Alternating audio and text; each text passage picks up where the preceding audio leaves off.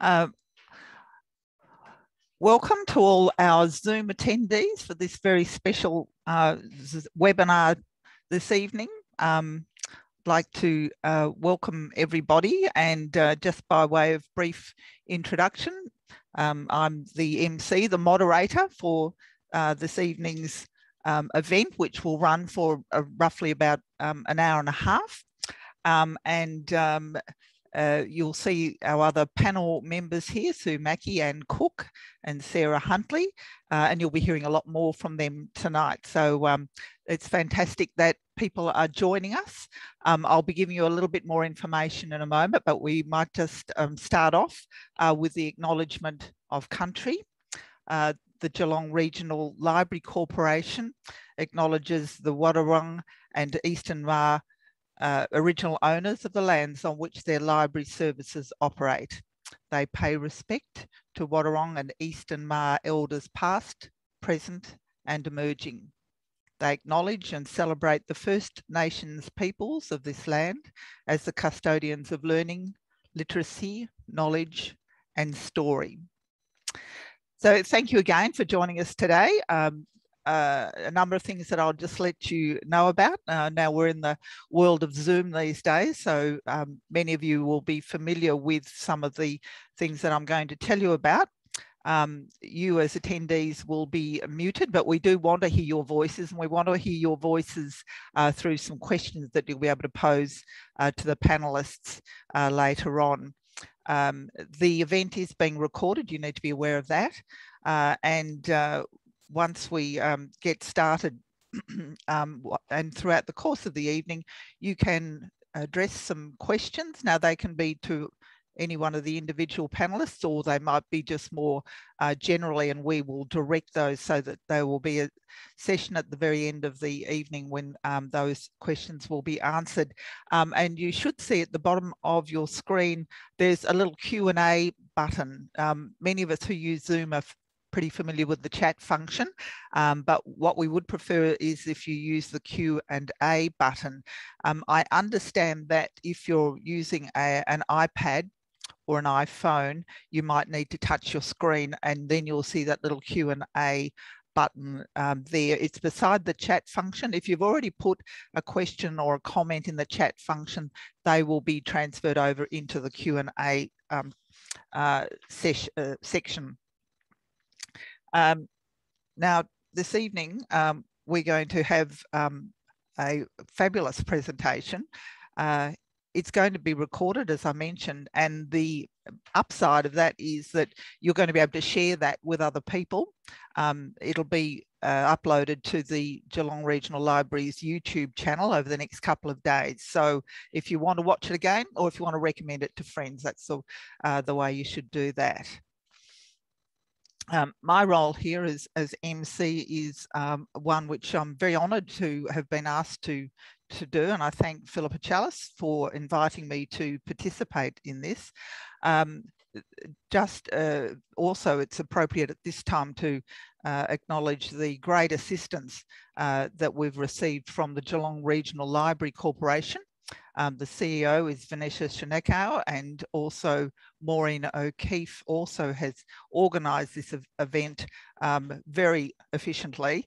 I thank them on your behalf for putting this together for tonight. Now, obviously, this is being put on by the Geelong Region Cancerians. Many of you might know of their work, but for those of you who don't, I'll just give a little bit of a brief background. So the Geelong Region Cancerians was launched in April of 2018 after our founder, Philippa Chalice, became a uterine cancer survivor in the previous year, and she wanted to give back to the community. Her aim is to raise awareness of cancer detection while raising funds that support research for uterine and all other cancers, and this became the vision of the Geelong Region Cancerians. The Australian Cancer Research Foundation, a registered charity with the Australian Charities and Not-for-Profits Commission, was selected as the organisation that would receive the results of a variety of fundraising efforts arranged by a very small but hard-working committee. The aim of our founder also includes the education and dissemination of information and information events about the warning signs and detection of uterine cancer. So tonight is the second information event that's presented by the Geelong Region Cancerians in partnership with the Geelong Regional Libraries, and we thank you all for joining this Zoom panel discussion.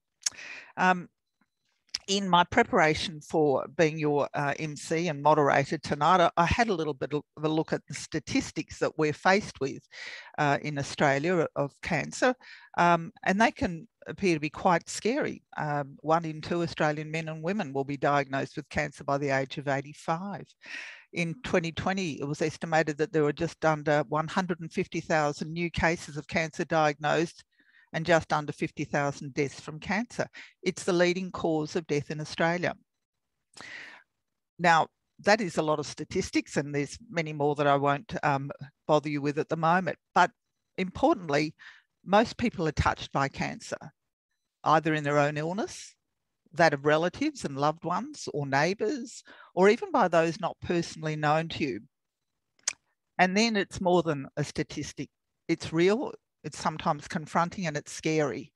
In my own experience, I've had 2 sisters, 2 brother-in-laws and a niece, as well as friends and workmates who have been touched by cancer. So sessions such as this are important, and they're useful and they're constructive, and as well as that, they're instructional. So I thank all of those who've made this happen this evening. It's too easy in today's COVID climate to see the negative and not the positive. So let's use this forum to seek inspiration and affirmation. Now, the format for this evening will be that our 3 panelists are going to do a presentation each. They will be for roughly 15 minutes each. We'll then have the Q&A segment. And just reminding you again that the little Q&A button down the bottom is the one that you use if you want to address any questions. Let us know if they're specifically for one of the panelists or if they're just a more general question. It's my pleasure to introduce our first panelist, Sue Mackey. Sue Mackey has been a psychology practice manager for 20 years. She's author of the book Positive Oncology. I just happen to have my own, oh, it's not going to work on the thing. I'm actually holding a copy of that book, but it's not appearing on the system. She's an author of the book Positive Oncology, An Optimistic Approach to the Big C, a self-help book that she wrote following her own tussle with cancer 8 years ago. The positive oncology concept was developed when she studied positive psychology as part of her self-directed cancer rehabilitation. And I love the quote that she puts on the front of her book, which is, "Our greatest freedom is the freedom to choose our attitude," from Viktor E. Frankl. So I'll call on Sue now to address you. Thanks, Alana. Hi, everyone out there in Zoom land. Thank you to the Geelong Region Cancerians for inviting me on here, and Maureen's done an amazing job of organising. Thank you also to the library, because they're just really great at organising these sorts of events. So I'm going to talk, you can probably see, oh, this is my little book here. I don't know, does it all come out back to front writing? Yeah. So this was a book that I don't ever want anyone to have to buy. And it was a book that I guess I accidentally wrote in a way. It didn't start out as a book, it started as a brochure, and it just sort of morphed from there. So when I finished my cancer treatment, and that took all up about a year, and there was some more surgery later, I did the amazing Strive to Thrive program that Anne, I'm not sure if Anne's done that, but Maureen, who organised, I met her through that. So, and that's an amazing program in Geelong for exercise rehab and education. When you finish your cancer treatment, it can be really a bit of a funny stage. So it can be a bit confronting because you haven't got all the people rushing around, you know, looking over you and looking after you. So you sort of feel a little bit cast adrift. So that was a wonderful thing. And what I found going through all of my treatment was that really there wasn't a great deal that was on offer to get your head around it. So there was so much amazing medical treatment. The doctors, the nurses, everyone was really into bat to kind of get you through it and save your life. But as far as getting your head around it, it was actually challenging. I was lucky because I had some, what I call some pretty good pre-season training. So I'm married to a clinical psychologist. I'd been a bit of a positive psychology junkie prior to getting cancer. And I was actually quite fit as well. So exercise was a really big part of that for me. And Sarah's going to talk to that later, so I'm not going to talk much about that side of things. So once I actually was, in the mode of, being diagnosed and going through cancer, I mean, it was the initial thing. It's just absolutely terror-inducing. You just become quite grief-stricken, and it's very hard to function for a while. So, and I think that's all really normal to go into that stage of just, seeing the reality that your life's just changed virtually overnight, and suddenly you have a big project on your hands that you have to get through.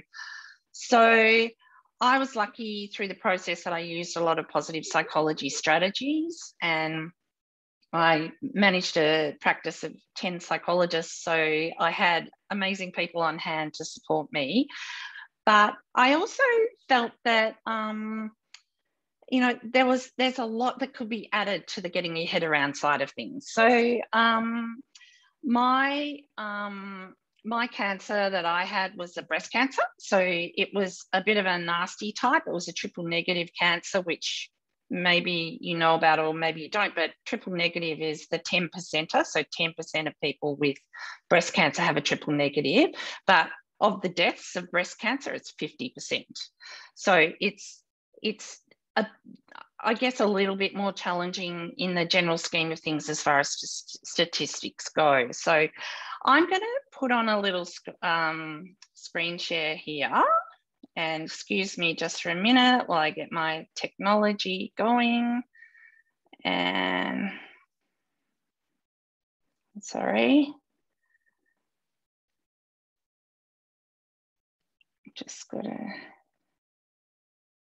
and I'm going to share.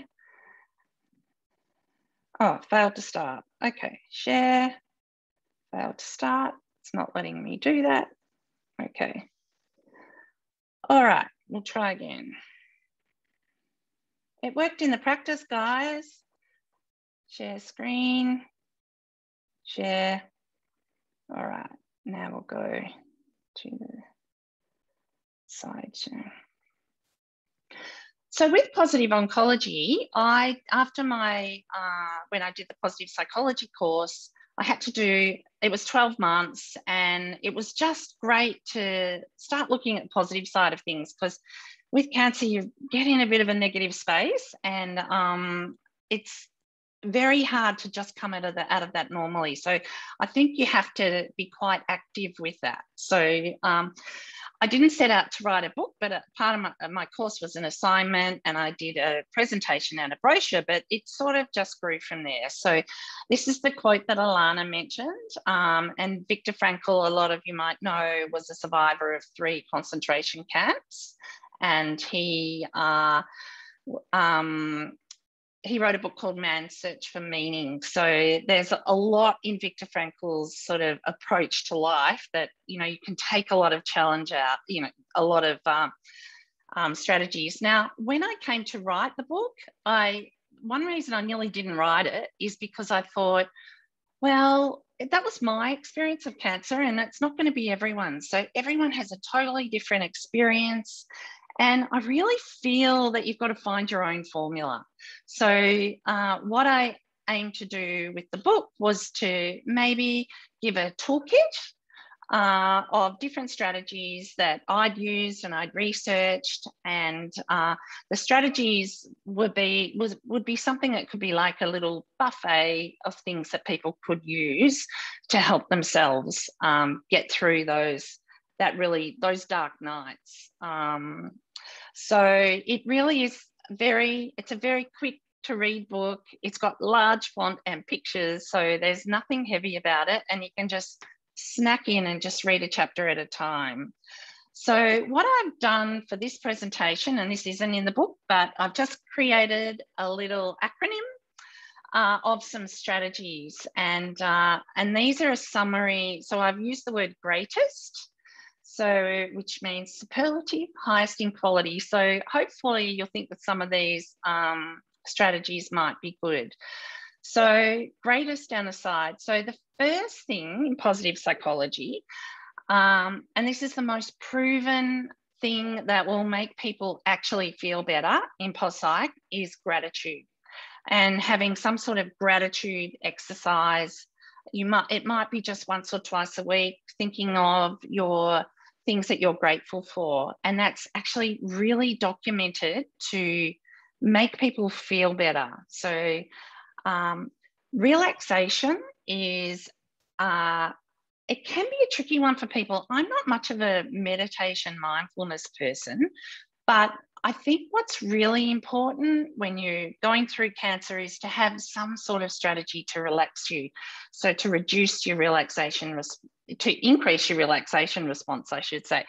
So when you're in a mode of, could be fight and flight or terror, as you know, getting cancer can put you definitely into that tailspin mode. It does increase your cortisol. So cortisol increases stress, increases blood pressure. It's actually bad for you. Your immune system won't work as well.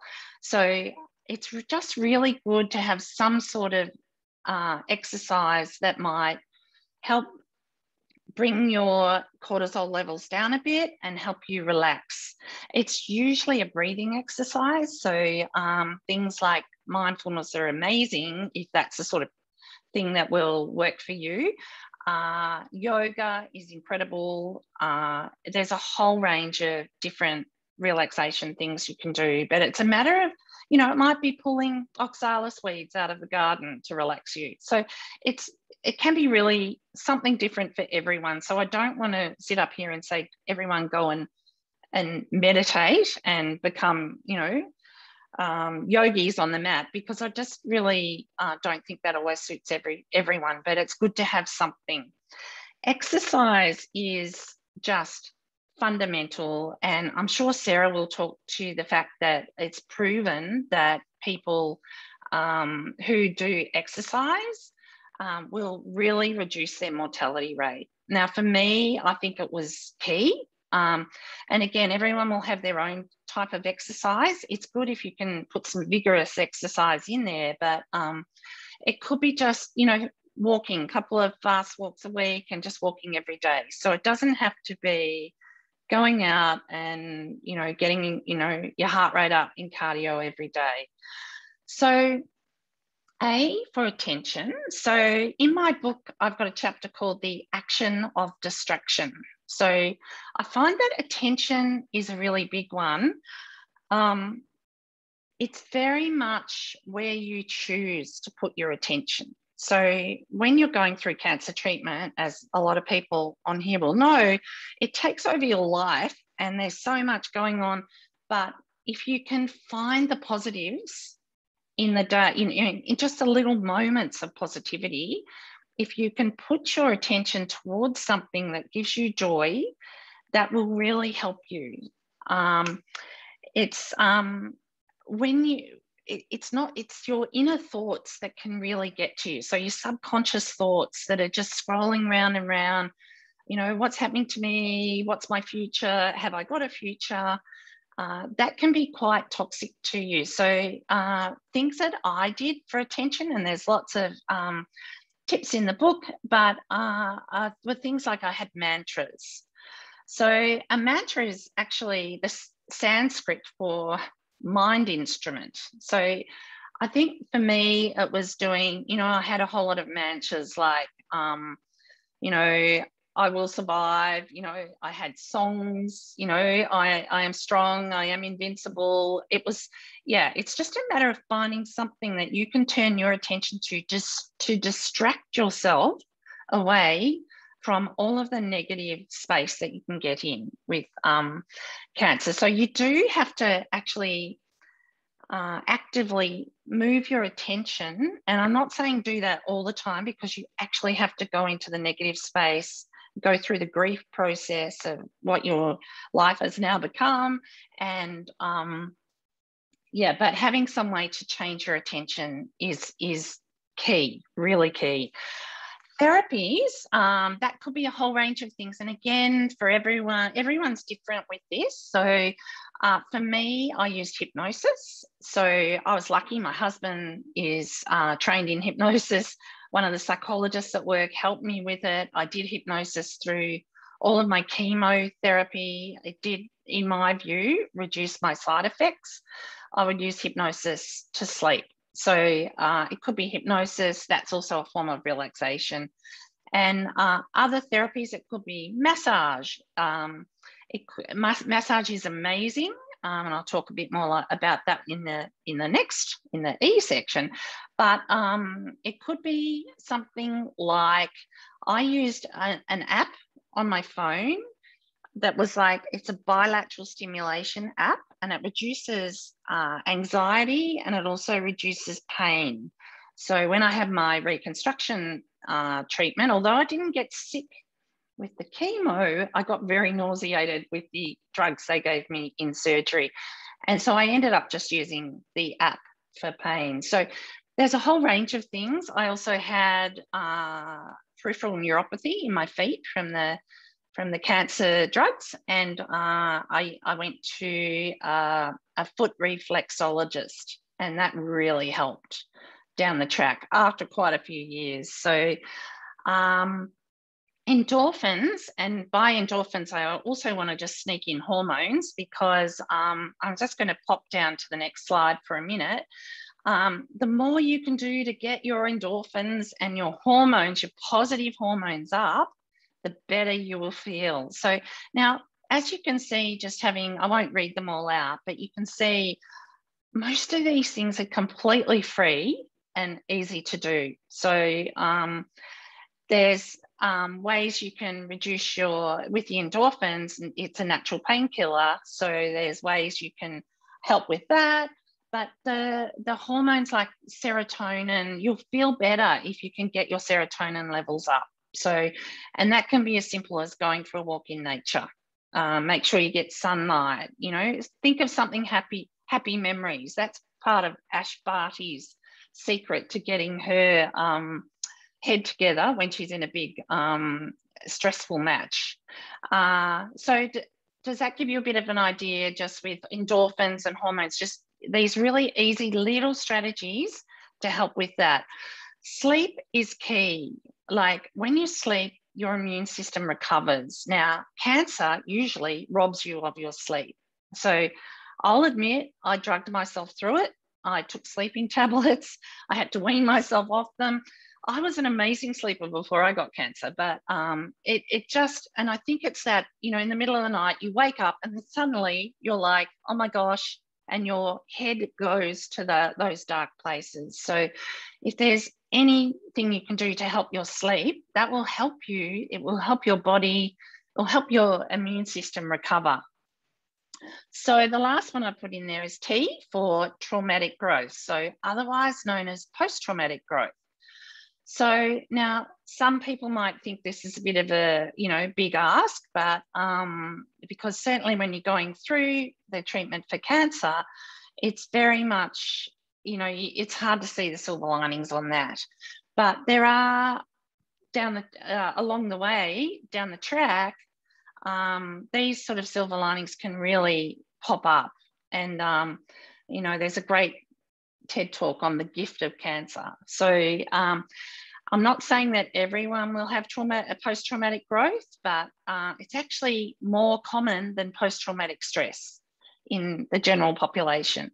So that's a really important thing. And something that's kind of looking at the silver linings down the track. So often having cancer will give people more meaning and purpose in their life. And it will you know, increase empathy, it'll increase compassion. You can look at new possibilities. It might increase your spirituality. So all these things are really proven that there can be a lot of growth after such a, you know, a challenging experience. So, okay, talked about that. So just a couple of slides to finish. And, you know, you've got to take a bit of love from Snoopy. When you can't control what's happening around you, challenge yourself to control the way in which you respond. And that's very much what positive oncology is about, making that choice, but actually you have to be quite active in practicing it. It just doesn't happen automatically. So I've got, I came across this word recently, and it's called joy stalking. It's a new word. And what it means is actively searching for the positives in life. And I love this word because I think going out and stalking joy is something that everyone could do. And what it is just switching on your senses and slowing down and interacting with the world in a more meaningful way. It could be just going and lighting a candle and breathing the fragrance. It could be just having a standing in your garden and looking at your flowers and just really noticing how amazing, you know, the details of your flower. It can be very simple. And just to finish with, and I'm happy to answer any questions later because this is just such a quick whirlwind tour through positive oncology. But for my joy stalking, one of my goals was that I wanted to see more sunrises and sunsets. So it took me a while to get to the point where I could get up early enough and go and see sunrise, but I am a sunrise stalker and I think it's joy stalking. So in Geelong, we've got some amazing things we can just see on our doorstep. So that's my joy stalking. I'm very grateful. I've had 8 years and I am fit and healthy and I, you know, couldn't be happier. So thanks for having me. Oops. Now. Thanks, Sue. That was great. Really enjoyed hearing your personal experience, but the way you've also been able to weave that into lessons that you've learned that you've passed on to others. So thank you very much for that. And I'm sure we're all going to really start thinking about joy stalking now. I love that concept. So thank you. And of course, anybody who's got any questions, please feel free to pop them in that little Q&A section and we will make sure that they're passed on later this evening. It's my pleasure now to introduce Sarah Huntley.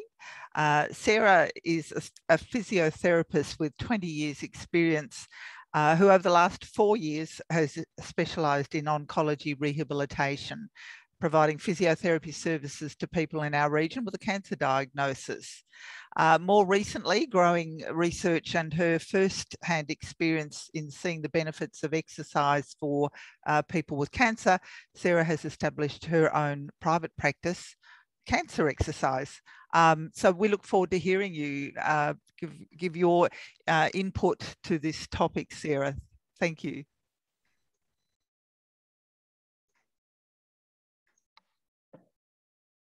Thank you so much for the introduction. Hopefully everyone can see my slideshow and hear me clearly. Yes, got the nods. Thank you so much. And thank you to Sue as well for that presentation. I really also like the word joy stalking. I love that. Actively seeking joy. I'm going to do that myself. And I also liked the idea around a mantra. So I'm going to steal some of those ideas. So thank you. And thank you for the introduction, Alana, and for having me on your panel tonight. I'm really passionate about exercise for people who have cancer. So as mentioned, I'm an oncology physiotherapist, and this is my business, Cancer Exercise Australia. I also work for Barwon Health in the Oncology Rehab team. And it's my aim to really just support people in a positive way to engage with exercise. Now, I can click to the next slide. I just am doing my own personal acknowledgement of country, acknowledging the Wadawurrung people of the Kulin Nations, the traditional owners of the land from which I'm presenting today. This is a personal photo of mine, and again, Joy stalking myself at the beautiful ocean near my home. So I pay my respects to the local people for allowing us to have the gathering on their land and their elders past, present and future. It's actually Cancer Rehab Awareness Week this week with the slogan, "No one should miss out." So it's very appropriate that I'm presenting tonight. And my intentions for the evening are to discuss the benefits of exercise at all stages of cancer and encourage participation in exercise that's evidence-based and individually prescribed, and to reflect on the relationship between exercise and mood, which Sue already touched on, which was great. Given the topic of the evening, strength and positivity when facing cancer, I wanted to define strength. And when I looked into it, the Oxford Dictionary showed 10 definitions for strength, and I've chosen the ones most relevant. The quality of being physically strong, the quality of being brave and determined in a difficult situation, and the quality or ability that a person has that gives them an advantage. So I'm going to talk to those points during the course of the presentation. Maintaining function is a high priority. It presents an important gateway to preserving independence and autonomy, and participating in meaningful activities that add to quality of life. So we know that about 1/3 of cancer patients have a reduction in physical functioning due to physical inactivity. And so improvements in physical strength will directly correlate to functional independence and quality of life.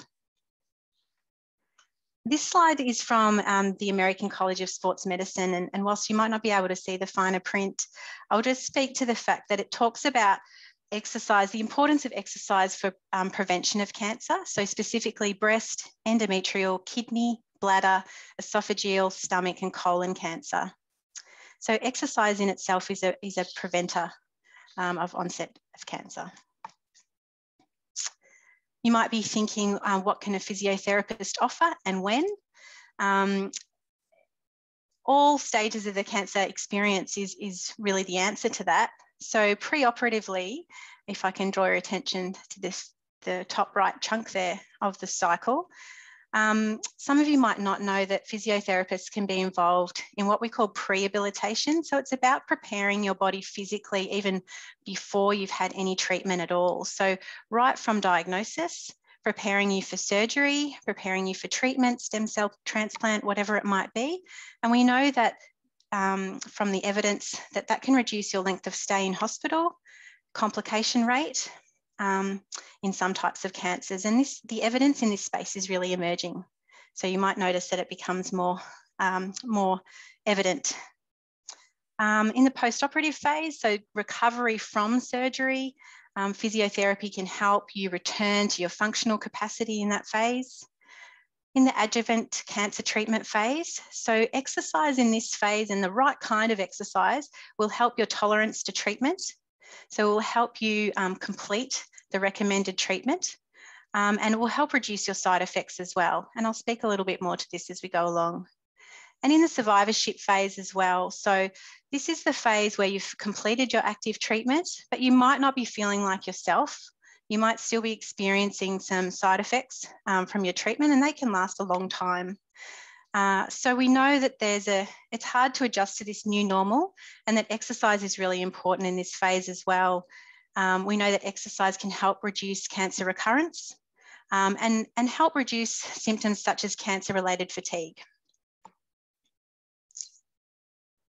So ultimately, I'd like to see exercise embedded as standard practice in cancer care, and thankfully it is becoming more so.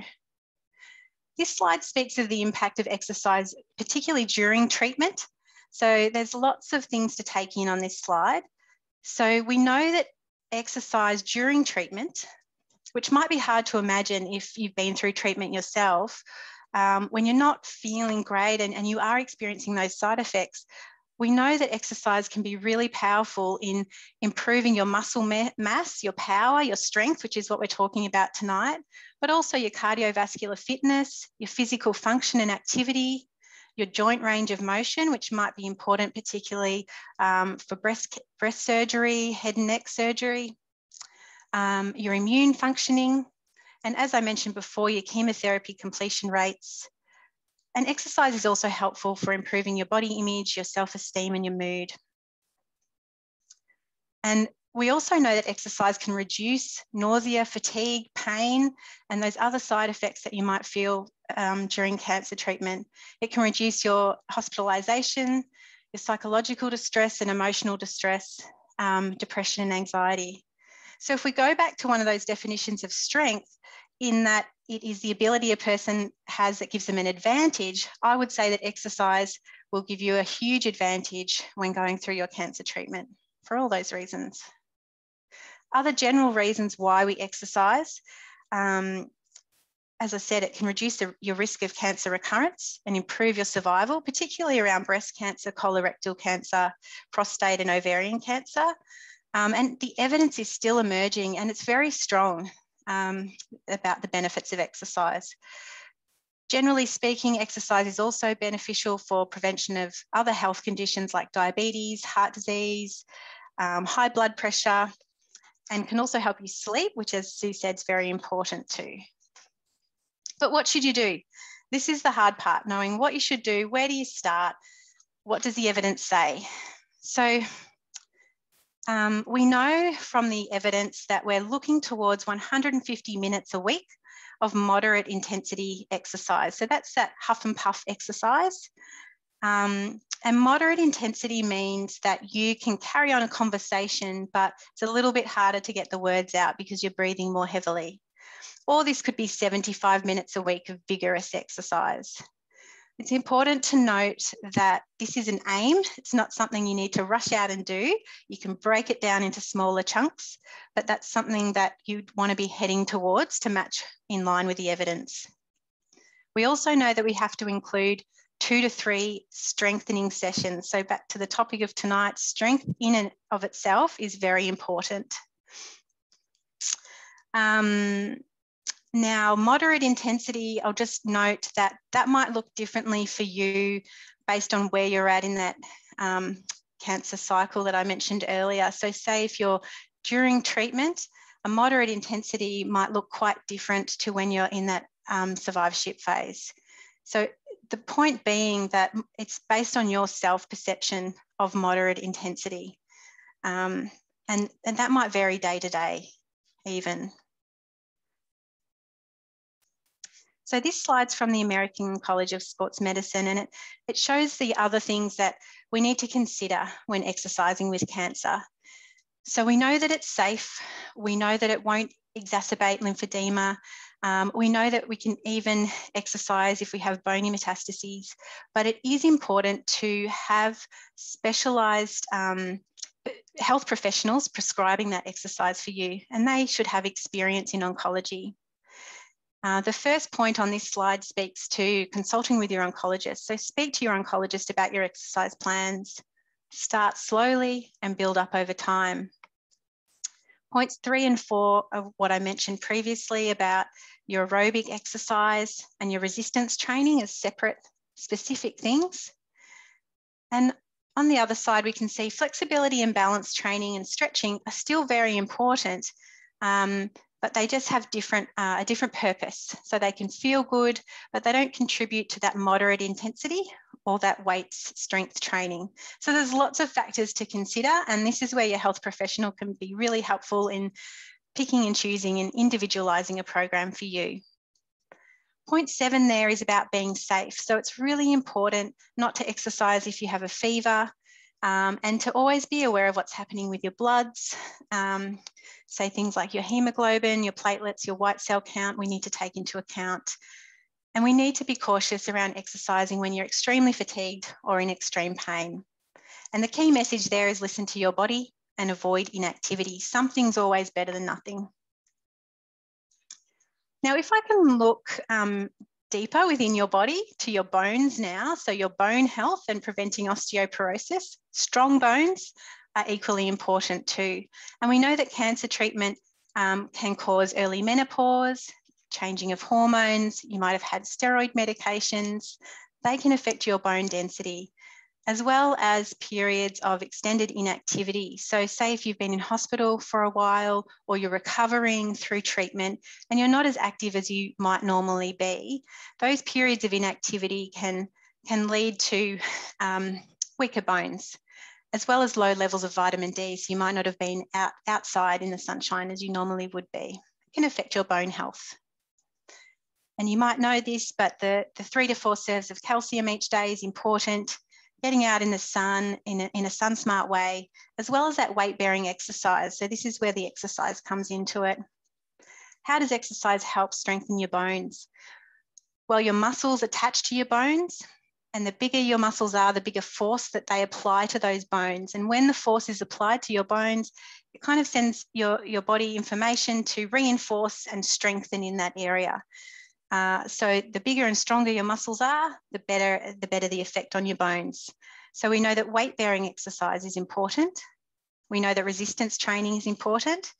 And for some people, if it's safe, high-impact exercise, so getting that loading is important. And we can do this through short bursts of exercise. So it doesn't have to be for an hour. It can be a short, specific burst of exercise with work and rest periods. The main thing to take into account is that it does need to change over time. So you don't want to be doing the same exercise ongoing. It's really helpful if you can get some diversity in your program and load the bones differently. And again, that's where your physio or your exercise physiologist can help you change your program over time. I'd like to just take a minute to touch on, again, the topic of the evening, strength and positivity when facing cancer, and what exercise does for your mood. So if you can reflect on how you feel when you exercise, and as Sue mentioned about hormones and endorphins, and exercise certainly releases those feel-good hormones. So we know that if you can increase your exercise, even just a small amount, in turn, that will lift your mood even ever so slightly, and then that will then increase your motivation to exercise. So you can really be in control of setting off a positive cycle here just by increasing your levels of activity. So physical strength and improvements in your physical strength is directly related to positivity and how you're feeling. So if we can explore this a little bit further, the emotional benefits of exercise, we know that it increases your feelings of well-being, and that sense of achievement when you've worked hard and you've got through the exercise session and you feel empowered because you've done that. And we know at the same time exercise can decrease your feelings of fear, your feelings of irritability, tension, worry, and often my clients report to me that exercise gives them a sense of control, gives them something that they can control at a time when maybe there's a lot of things happening that are out of their control. So exercise is a really positive thing that you can do to help yourself. But I know that it's difficult. So here are some strategies for success. So if we look up the top there, it's setting small achievable goals. So making sure that your goals are really specific, and small is good because then you can celebrate that achievement. So whether it's just walking to the letterbox or getting out of bed on a day where you're feeling terrible, or your aim is to walk around the block by the end of the week, or walk up the stairs without needing a rest along the way. So whatever your goal is just take a minute to reflect on what that is, and really even write it down or tell someone about it. Think health and wellness. So that's think about how you feel and what time of the day is going to suit you for exercise. Connecting with others and your local community options. This is a little bit hard at the moment given our COVID restrictions at times, but connecting with others for exercise can be really helpful. We know that friends and family often want to help, or they're asking, what can I do to help? Well, they might be able to help you with your motivation to exercise. You might be able to say to them, well, could you meet me at 12 o'clock on Monday, every Monday, and we'll go for a walk together. So do reach out to other people to help, because that social aspect of exercise is really important as well. The problem solving down the bottom here is really about working out those barriers and the solutions before the problem presents itself. So for example, if it was your goal to exercise walking up and down the steps at Eastern Beach, you might think to yourself, okay, well, what would stop me from doing that? What would I do if it was raining? What would I do if it was windy? What would I do if I wasn't feeling well enough to go out? So have that contingency plan, which might be, I'll do my home program in the kitchen, or I'll go somewhere where it's a bit more sheltered. So just have it all planned out so that you can just flip to that plan B more easily on the day. Acknowledging your bad days. So again, something's better than nothing if you're having a bad day, but it's really just speaking kindly to yourself on those really hard days and just doing anything that you can. And I like this one, experimenting. So experimenting is really about trying new things, giving something a go, seeing what's around in your community. And it might be dancing, it might be online exercise, it might be going to a different walking track that you haven't been to before. Just try something new and see what it feels like for you. Oncology physiotherapy, as I mentioned, is really important to help get that specificity, that targeted exercise that you need to help align what you're doing with the evidence so that you can get the benefits of the exercise. So the Clinical Oncology Society of Australia says that exercise should be embedded as part of standard practice of cancer care, and to be viewed as an adjunct therapy that helps counteract the adverse effects of cancer and its treatment.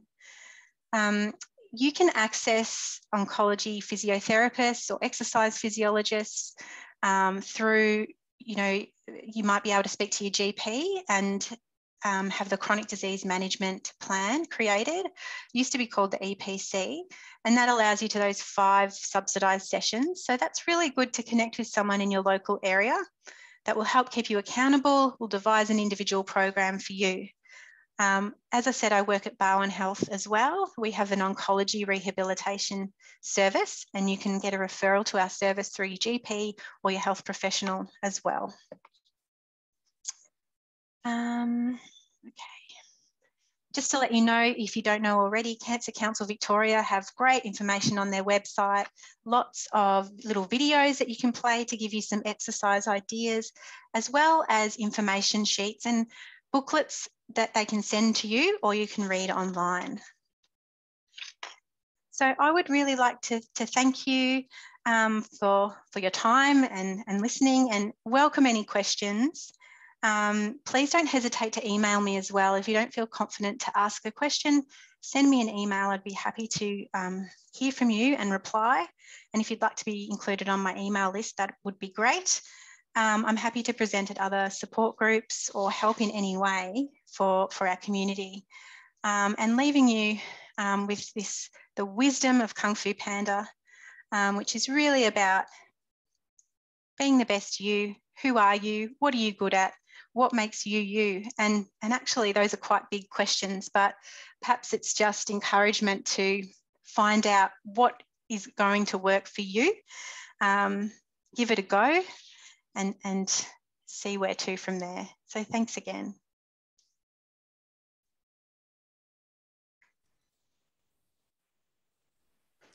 Sarah, thank you for your presentation. That was great. I feel really motivated to get out and exercise. And, even when the weather's not really good, my husband has a saying, which is that you never really regret going out and exercising. So fabulous hints that you've got there. So it's really great to see the crossover between what Sue has said and what you've said too. There are some common themes and messages coming through.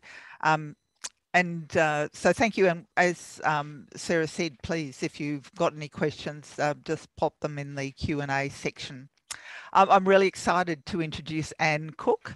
Anne is here to speak to us tonight from a very personal perspective. She was diagnosed with uterine cancer 5.5 years ago, and it was early detection and diagnosis of her cancer that made her journey so clear-cut. And this is the message she'd like to pass on to other women. So I'm really interested to hear, Anne, what you're going to tell us about tonight. So welcome, and thank you very much for being a part of tonight. Thank you, Alana, and good evening to everybody. I'd like to thank the Geelong Cancerians for inviting me to come along tonight. I hope that what I'm going to say will encourage, and it will be women because it was a woman's cancer, that to take early steps and not just sit there and think there's nothing wrong. I can't talk about all the things that Sarah and Sue have talked about because they're professionals. I'm just an ordinary woman who was able to, or maybe lucky enough, not to need to go through any form of follow-up cancer treatment. But what I can talk about is my own journey with uterine cancer and how, by taking note of the early symptoms that really did appear to be vague and slight and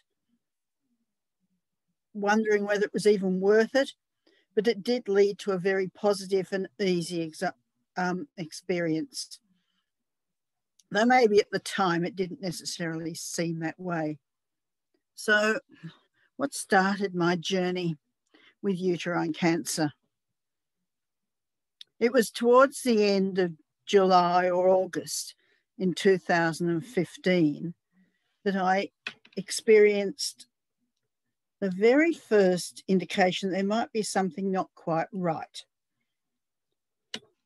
When I had a very, and I mean very light, mucousy mark on the toilet paper when I wiped myself after I'd been to the loo. And I remember going back into the bedroom and saying to my husband, "That's very odd. It's 24 years since my last period. What's happening now?" And I guess that I thought, is it normal? But underneath, feeling that maybe there was something not quite right. Although at that stage, cancer didn't, I don't think, even enter my head. It certainly seemed a bit remote. But we both felt that although it did appear very minor, and it really was very minor, and there were no other symptoms, no other signs that there was anything wrong, it was easy to think, and it was easy to think I just imagined it because nothing else happened. It wasn't as if it went on. It was best to go and talk to my GP about it. So that's what I did.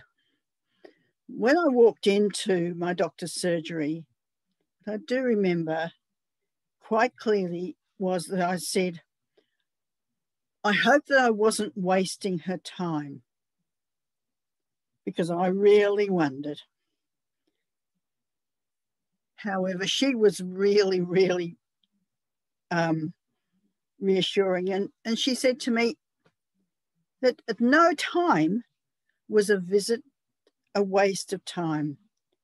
And at that stage, she had no idea why I was there.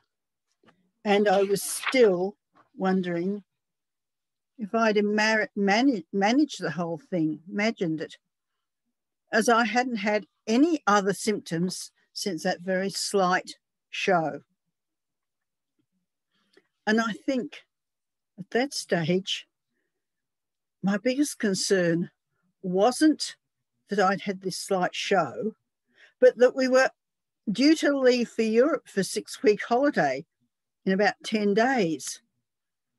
And I really didn't want to either cancel or postpone it. We'd been looking forward to this and we'd done all the planning and I wanted to go.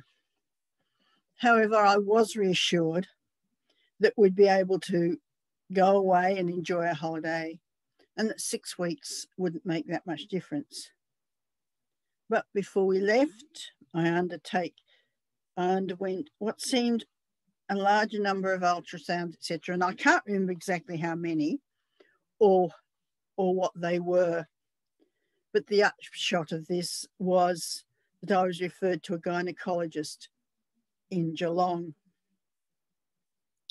By now, it was a day before we were due to leave on our trip, and because for some reason the referral hadn't been received from my doctor, which happens, I was unable to make an appointment. So we went away not knowing when or even if I had an appointment.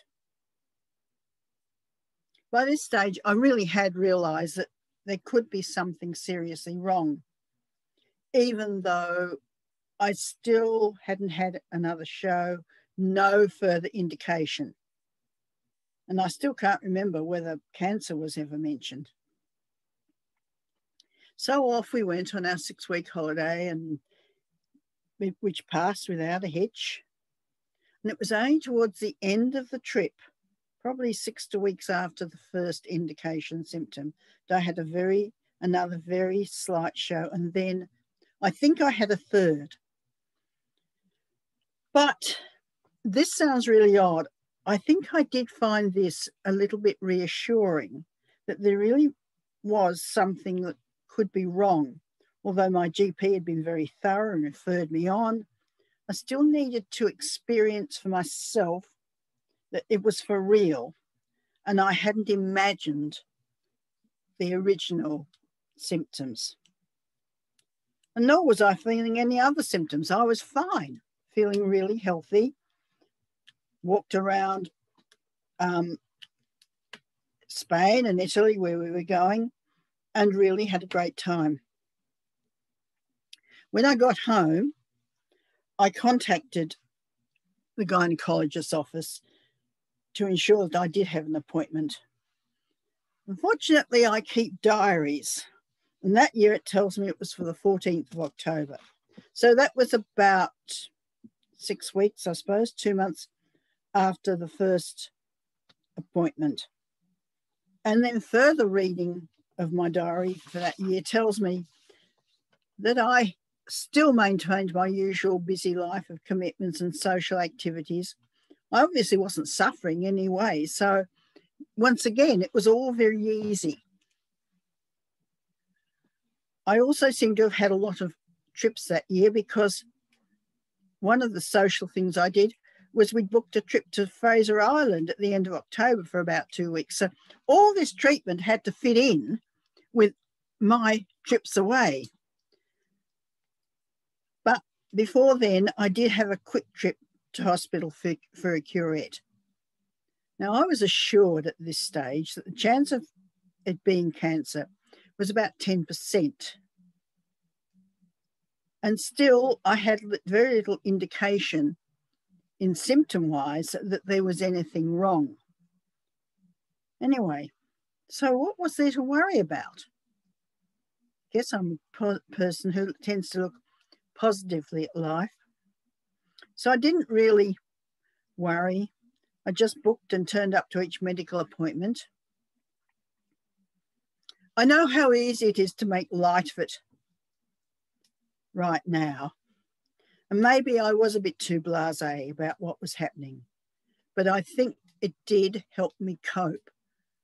Rather than sitting and brooding, I did just take it, accept what was happening, but get on with it. Now, I must admit, after all that, it did come as a bit of a shock when I turned up to my next appointment with my gynecologist and learnt that I really was one of the 10% and cancer was present. And I also must admit that negativism did enter my feelings and thoughts at that stage, because it's so easy to think of the word cancer as a death sentence.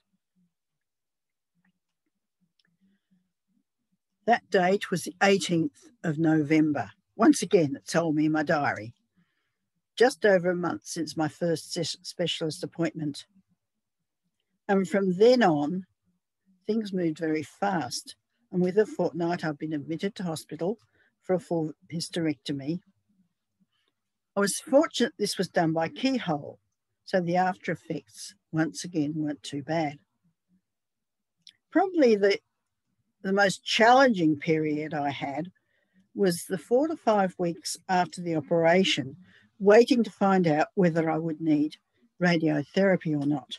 I can't remember which way the proportions went. Whether it was, I know it was a 25-75% split, but whether it was 25% would need or 25% would not need, I'm not sure.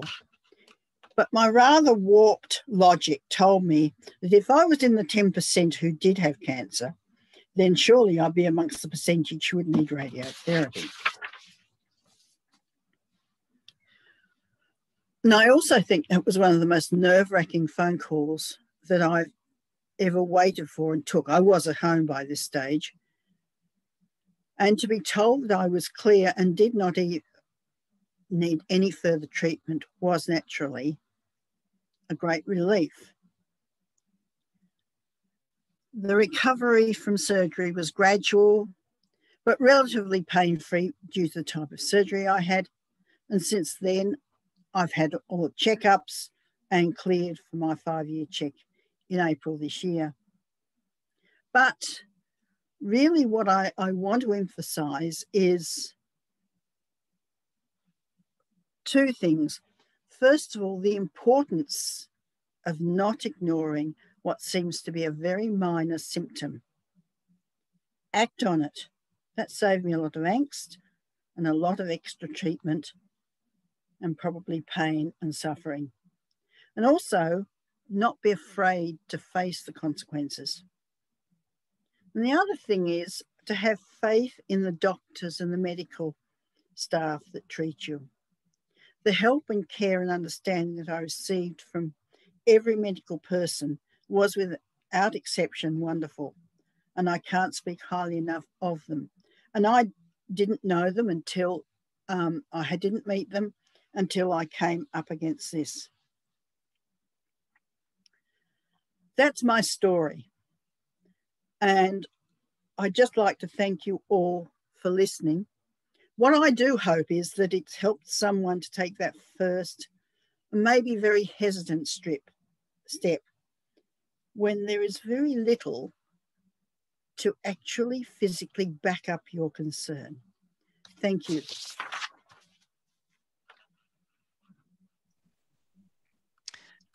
And thank you. You described yourself as just an ordinary woman, and I have to correct you on that. You're just an extraordinary woman. And thank you for sharing your journey with us, because it was honest and it was raw. It delivered really strong and clear messages for people who might, in a similar situation to you, might be, perhaps more prepared to just ignore things, but you've delivered a very direct message, and I thank you for that. Now we come to the part of the evening where we can have some participation from others and some questions from others, and we have got some. So what I'm going to do is, because I'm the boss, I get to direct the questions to the various panel members who are all up on the screen now. And I've got one here from Tracy Hargraves for you, Sue. She says that she's read your book and thinks it's fantastic. She's very grateful for it. She's got a question that she'd like to ask about the positive mind situation. Do you believe your cancer has gone and won't come back? And do we always need to go that far always, or just be positive about the rest of our life? Thanks for that question, Tracy.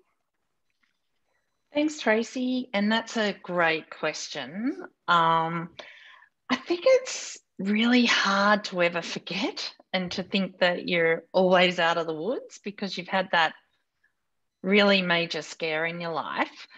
But I think that the impact fades over the years, and certainly me now 8 years out, I really don't think about it all that much at all.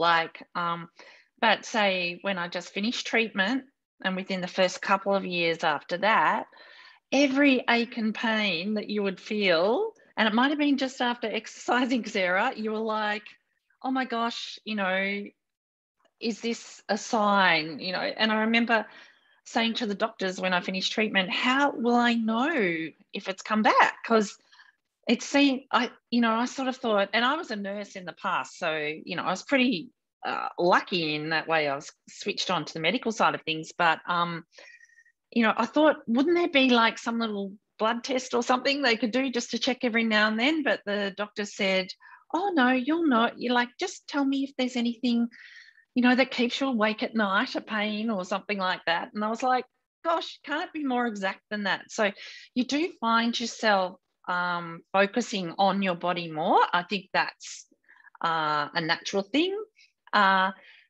And, you know, things like going for scans. I would go for MRI scans for quite a few years because for various reasons. But, and, you know, I would always get what I call scanxiety. So going back to the place where you had been that source of your diagnosis would very much trigger me, and it would take me a while to get my head together after that scan as well. And there was always that period of time where you had to wait to get your results as well. So it's a really great question. I really think thinking positively helps, but it's really not, you know, practical to maybe always think, oh, yep, that's it, my cancer's gone. I know with my particular type of cancer, the doctor said to me, I know it's a bad one, Sue, but if you get to the 5-year mark, then your risk of, you know, your risk of cancer coming back is really quite, you know, as much as anyone's, the general population. So for me, getting to 5 years was a major milestone, but everyone's different and every cancer you have is different. But I still actually believe in miracles. So I studied miracles when I was writing the book, and there are some amazing stories around. So I always like to think that all is not over, and that even if you do find some way to think a bit more positively or not focus as much on the really negative stuff, then I think you have a better time each day, you know, like it just helps you, it helps your psyche. So hopefully that's answered the question, and thank you for reading my book, and I'm glad it was helpful. Thanks, Sue. Anne, you're not going to get away without having a question here. And this relates a bit to what Sue said. The question is, are you optimistic about your future? You'll need to make sure you're off mute. Yep, good. Yeah, well yes, I am, but I can relate to what Sue says in that you do wonder whether every pain that you have is a symptom of something or other else. But I am optimistic about my future. I'd just like to relate a story that's happened to us, and that is, not only have I survived uterine cancer, but my husband had prostate cancer with exactly the same early diagnosis and therefore very little treatment that we had. So we both look at ourselves and say, well, we're cancer survivors, but we do take the positive steps that Sarah says. We walk, we eat well, to make sure that we do maintain as much as we can. Yes, I am positive about the future, if that's the answer. Thanks, Anne. And there's a nice little segue now into Sarah's area of expertise, which is, if we all come in different shapes and sizes and different levels of enthusiasm for exercise, is it really possible to be fit at any age or any size?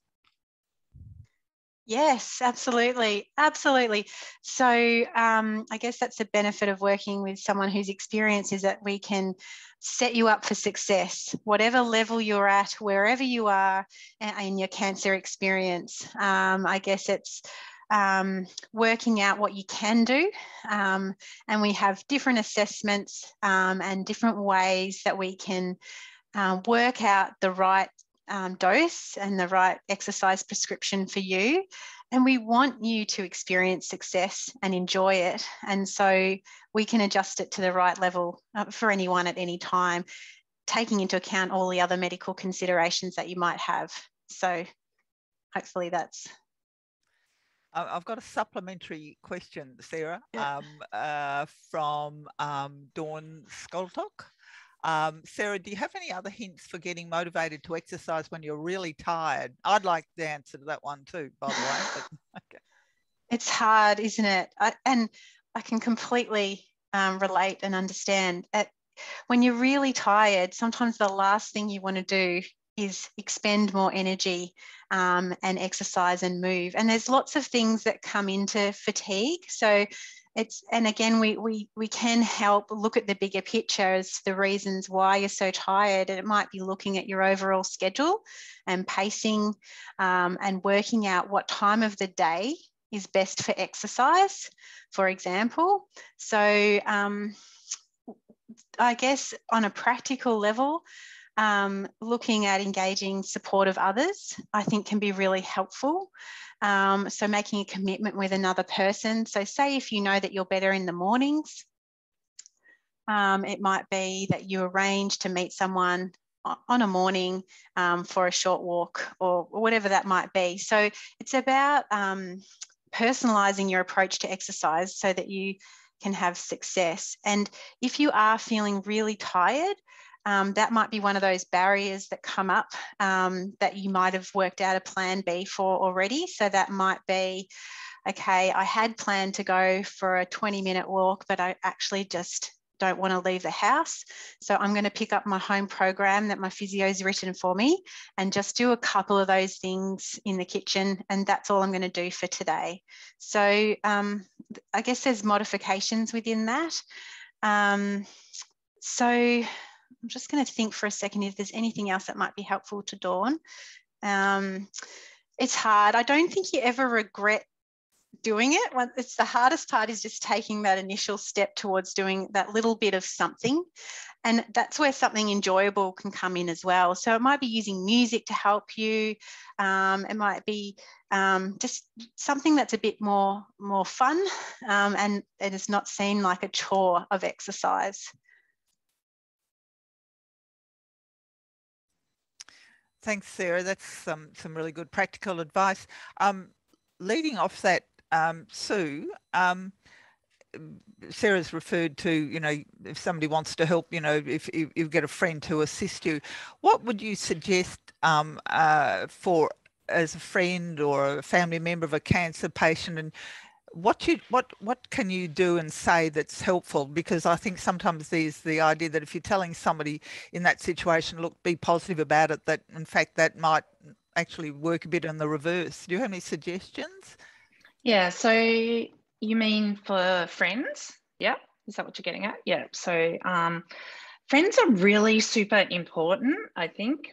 It can be really hard to accept the support of friends when you're like, you might, well, certainly I was the person that wanted to give help to other people. I wasn't the one that was necessarily vulnerable and needing help. So that was a really big step for me. And certainly having the support of friends and your community and your family is really, really huge.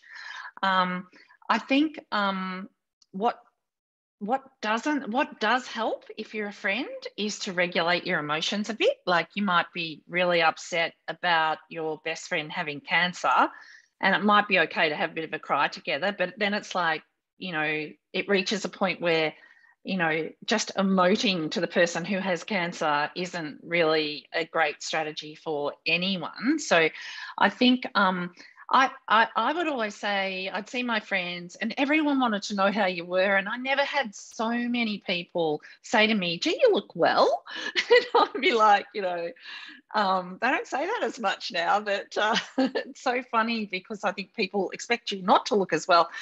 But yeah, so I would very much, when I was with friends, just talk really briefly about what was happening with my treatment and then just try and talk normally. So what I would say to friends is maybe just try and talk about the stuff you talked about before your friend had cancer. So have a bit of a look, I really want to check in.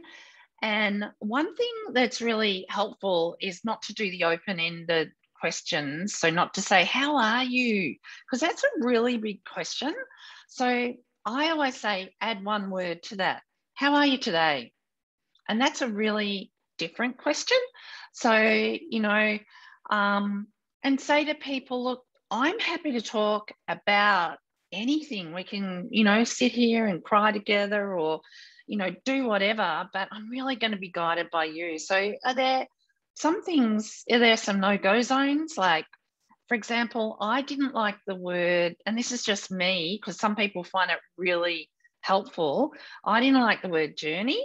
For me, it wasn't, and I didn't like the word survivor either. So I'd worked in intensive care for years, and I think that people that have been patients in intensive care are survivors, but why is it just people that with cancer that get called survivors? So I was a little bit sensitive to a few questions. So I think for friends, and this is a really big question, so sorry to long-winded answer, but one other thing is that just offer something specific. If you're the person with cancer and your friend says, what can I do to help? Just ring me, you know, let me know anything. The person with cancer will never do that, or very, very rarely, because there's so much going on that to actually have the energy to think of what someone else can do for you is really hard. So I would tend to say something specific. So say, can I come and walk your dog on Thursday? Like, you don't even have to see me. Just leave the lead out. I'll grab the dog from the backyard. It would be amazing if you want to walk, you know, up the street with me and the dog, but I'm happy to just take your dog. Or, you know, how about if I just come and mop your floors, or just something very specific. I had an amazing group of friends that because I had to have 5 months of chemo first, and one of my friends organised a food roster for the family, and it was just on weeknights. It was incredible that meals would come delivered, and you know, I didn't really feel like cooking, and you know, I had the family at home, and so they could just reheat stuff. So what I would say is do something really specific and, you know, make the offer. Thanks, Sue. Anne, Victoria Bonsi would like to know, your symptom was a show. Are there any other signs for uterine cancer we should be aware of? The only symptoms I had, and I don't know if I honestly don't know if there are any other. That was the only symptom I had, and others might be able to add to it, but I have no other symptom. I had no pain. I had no sort of tummy swelling or anything like that. It was just that swelling. But I'd like to add also to what Sue was saying, because, you know, we're not very good at asking for help. So to go and to volunteer something specific, you know, what can I do? How can I help you? Is generally a bit vague, and you'll say, and we're all the same. No, we're fine, thanks. So asking for something specific, as Sue was saying, is important, I think. And I think that happens in any walk of life.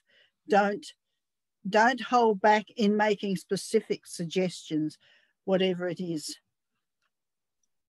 Thanks, Anne. That's great to have on top of what Sue said as well. Sarah, I've got a question. I'm assuming you come across cancer patients who are depressed and have anxiety and don't have much support, and also have very little energy, and perhaps other medical conditions as well. How do you handle these patients? Is it hard to be a counsellor whilst being professional at the same time? Obviously, some people are stronger and more motivated than others. That's a good question. Thank you. No, it's complex, isn't it? Because as health professionals, you know, this is why we were drawn to the profession, is to care for others and empathise with others. So that really comes from a place of empathy and trying to imagine what life is like. And often people find, because I'm lucky, I get to spend an hour within a session at a time. So we've got lots of time, and sometimes even just verbalizing it, or my questions will prompt difficult discussions, or people might say things to me that perhaps they don't want to burden their family members with in terms of how they're feeling emotionally. So I'm lucky to work closely with psychology professionals, and sometimes I do reach out to them for my own support and guidance to help people going through challenging things. But, you know, sometimes it's just listening. I don't think that I do anything particularly special other than offer someone a safe space and time to express how they're actually feeling. And just being seen and heard can be really helpful. Without then we can work together. I'm not imposing my agenda onto anyone. It's just really working together to take small steps. And I mentioned sort of small achievable goals, and, you know, taking into account fatigue and anxiety and depression. What I find is that if you set these small goals together with someone, and then you can achieve that buy-in happens, and that positive cycle, you know, that maybe that downward spiral is sort of turned around, and we can build on that. I think it's just a real privilege to be able to support people in that way, and watch, and it's up and down too. Like it's ever changing, ever evolving, and that's life. So we just acknowledge how we're feeling on that day, in that moment, and what can we do? How can we work together to shape your mindset and achieve that physical outcome? Because mind and body really work together. So I'm really aware of that. So I would say to someone who is struggling with anxiety, depression, fatigue, is just to reach out to a professional for support, and get some help, because you don't have to do it alone. Yeah. I was just, if I may, I was just going to add to that. I had an oncology physio myself, and she was honestly just one of the best people that I saw. And I think, you know, like as you say, Sarah, you have that longer period of time. And I think you're a bit of a special breed. My physio's name was Kerry. You probably know her. And I had another friend that was actually terminal, and she saw Kerry, and she said that Kerry was better than the psychologist she went to. So like, and I say that from running a psychology practice. So you're a pretty special breed. And yeah, I just would really encourage everyone to go to a physio in that whole process. Yeah. Thanks, Sue, for adding on to that.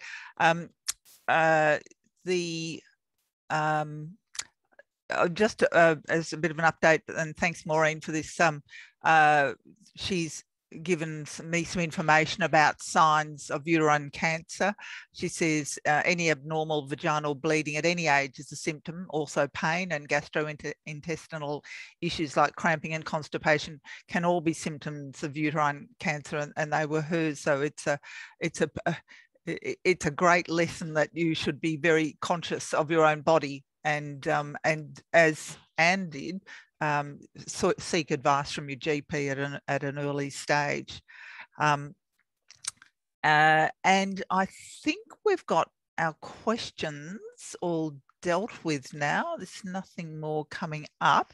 And we're working to good time, and I thank those who've assisted with the run sheet and all the timing of this. It's been of great assistance.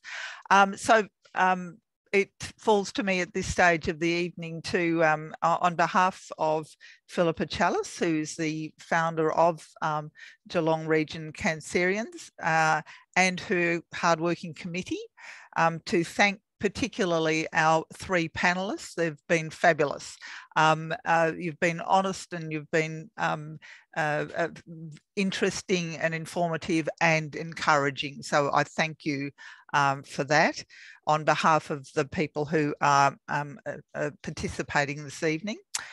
Gillian Elijah from the Geelong Regional Libraries Events Coordinator has been doing a lot of work behind the scenes, getting all of this up and running. And I know Kaz Kopich has also been of assistance as well. So I thank you both for your technical expertise and your enthusiasm for helping to put this evening on.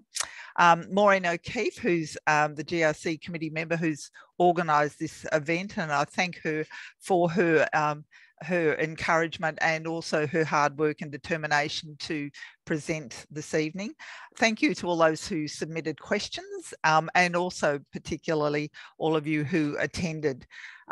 There's further information that can be obtained. There's, as in the world we live, there's a website which is www.geelongregioncancerians.com.au. They've got a database which is fabulous. I've had a look. It's got lots of information, not only about the organisation, but also just for other information about the fundraising that they and other and educational components of that organisation. So I commend that website to you.